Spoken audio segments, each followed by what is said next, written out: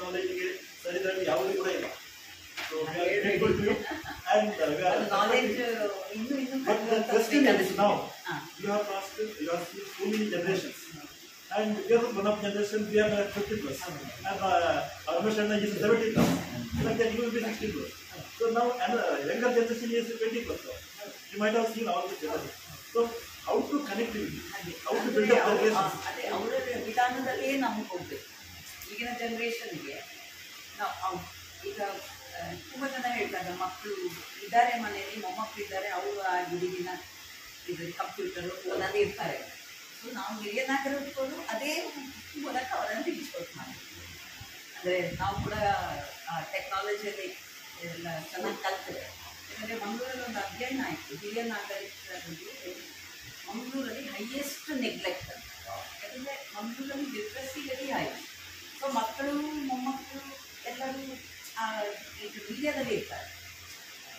ಹಿರಿಯ ನಾಗರಿಕರಿಗೆ ಏನನ್ಸುತ್ತೆ, ಅದೇ ಎದುರು ಕೂತಿದ್ದಾರೆ, ಅದು ನಮ್ಮ ಹತ್ರ ಒಂದು ಮಾತಾಡ್ತಾ ಇಲ್ಲ ಅಂತ. ಹಾಗಾಗಿ ಅವ್ರಿಗೆ ಒಂದು ಅದು ಆ ಥರ ಒಂದು ಸಂಸ್ಕೃತಿ ಮಾಡೋದು ಕಂಡು ಬಂತು.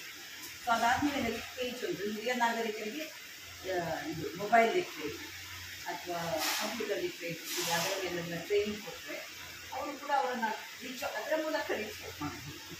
ಯಾಕಂದರೆ ಈಗಿನ ಮಕ್ಕಳು ಹೆಚ್ಚು ಮಾತಾಡಲ್ಲ, ಅದರಲ್ಲಿ ಪಟ್ ಅಂತ ಮೆಸೇಜಸ್ ಹಾಕ್ತಾರೆ. ಡೈರೆಕ್ಟಾಗಿ ಮಾತಾಡಿ ಹೌದು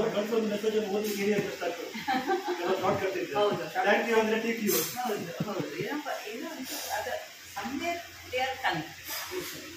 ಸೊ ಅವರ ಮೂಲಕ ಕನೆಕ್ಟ್ ಮಾಡಿದ್ರೆ ಆಗುತ್ತೆ. ಸೊ ಯಾಕಂದರೆ ನನ್ನ ಮಕ್ಕಳನ್ನು ನಾನು ನಂಬಿದ್ದೀನಿ.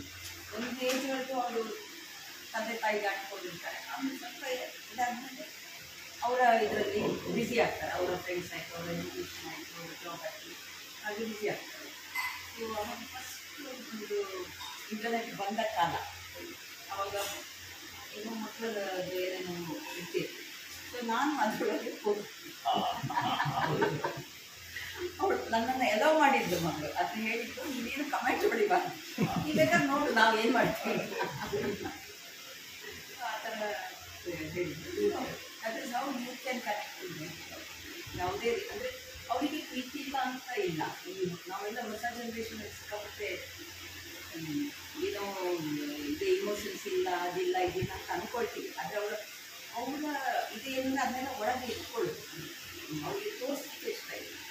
ಸೊ ಹಾಗಾಗಿ ಅವರು ಓಪನ್ ಆಗಿ ಕಮ್ಯುನಿಕೇಷನ್ ಮಾಡದೇ ಇತ್ತು. You should understand that they have that respect to elders. ಈಗ ನೋಡ್ತಾ ಇದ್ದೀನಿ ಆ ಜನ್ರೇಷನಲ್ಲಿ ಯಾರೋ ಹೇಳ್ತಾ ಇದ್ದೀನಿ ಮಕ್ಕಳನ್ನ ಮದುವೆ ಮಾಡಿಕೊಂಡ್ರೆ ಮಕ್ಕಳನ್ನ ನೋಡಿಕೊಂಡು ಹೇಗೆ ಮ್ಯಾನೇಜ್ ಮಾಡ್ತಾರೆ ಅಂತ ನೋಡಿದ್ರೆ ಈಗ ನಮಗಿಂತ ಚೆನ್ನಾಗಿ ಅವ್ರು ಮ್ಯಾನೇಜ್ ಮಾಡ್ತಾರೆ. ಈಗ ನನ್ನ ಮಗಳನ್ನ ತಗೊಳ್ಳಿ, ನನ್ನ ಸೊಸೆನ ತಗೊಳ್ಳಿ, ಅವ್ರು ಎಷ್ಟು ಮಕ್ಕಳಿಗೆಲ್ಲ ಅಟೆನ್ಷನ್ ಕೊಡ್ತಾರೆ ಅಂದರೆ ನಾವು ಅಷ್ಟು ಕೊಟ್ಟೇ ಇದ್ದೀವಿ.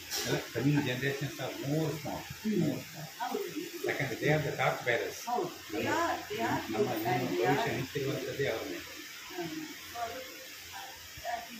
ಈಗ ಹಿರಿಯರ ಸಂಸ್ಕಾರ ಅವ್ರಿಗೆ ಹೋಗಿ ಹೋಗುತ್ತೆ.